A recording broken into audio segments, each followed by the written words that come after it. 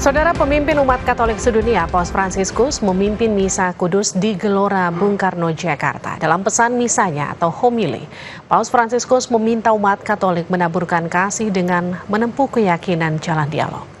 Paus Fransiskus dalam homilinya meminta umat Katolik memperlihatkan kebaikan budi dan hati untuk membangun persatuan dan perdamaian. Paus menyerukan seluruh umat berjalan bersama untuk kebaikan gereja dan masyarakat. Stancatevi di prendere il largo, non stancatevi di gettare le reti, non stancatevi di sognare, non stancatevi di sognare e costruire ancora una civiltà della pace. Osate sempre il sogno della fraternità, che è un vero tesoro fra voi. Sulla parola del Signore vi incoraggio a seminare amore, a percorrere fiduciosi la strada del dialogo, a praticare ancora la vostra bontà e gentilezza col sorriso tipico che vi contraddistingue.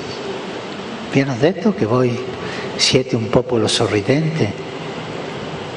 Non perdere il sorriso, per favore, e andare avanti.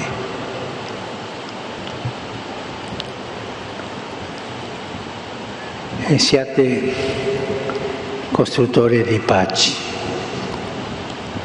siate costruttori di speranza.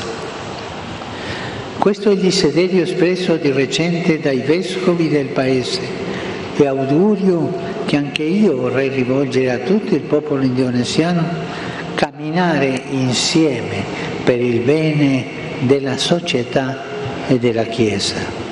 Siate costruttori di speranza.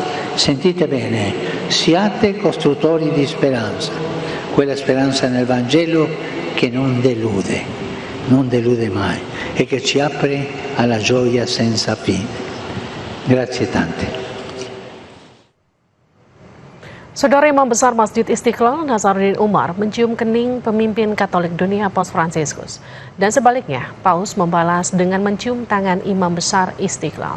Momen tersebut terjadi saat Paus hendak meninggalkan Masjid Istiqlal menuju gereja katedral melalui terowongan silaturahmi. Usai dicium keningnya, Paus pun merespon dengan mencium tangan Nazaruddin Umar. Imam Besar Masjid Istiqlal bilang momen ini sekaligus bentuk pesan hubungan persahabatan dan toleransi yang tulus. Nazaruddin Umar menambahkan Masjid Istiqlal bukan hanya rumah ibadah semata, melainkan rumah besar bagi kemanusiaan.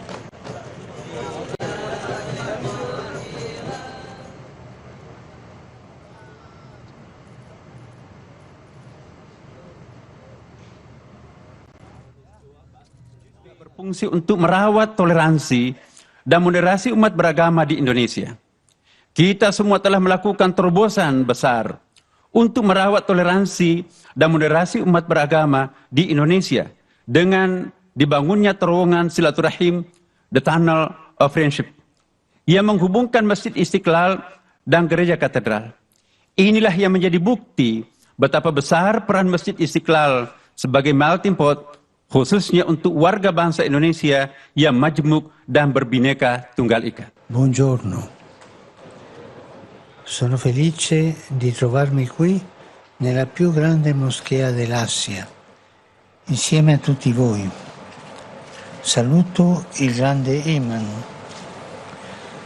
e lo ringrazio per le parole che mi ha rivolto, ricordando che questo luogo di culto e di preghiera è anche una grande casa per l'umanità, in cui ciascuno può entrare per fermarsi con se stesso, per dare spazio a quell'anelito di infinito che porta nel cuore, per cercare l'incontro con il divino e vivere la gioia dell'amicizia con gli altri. Mi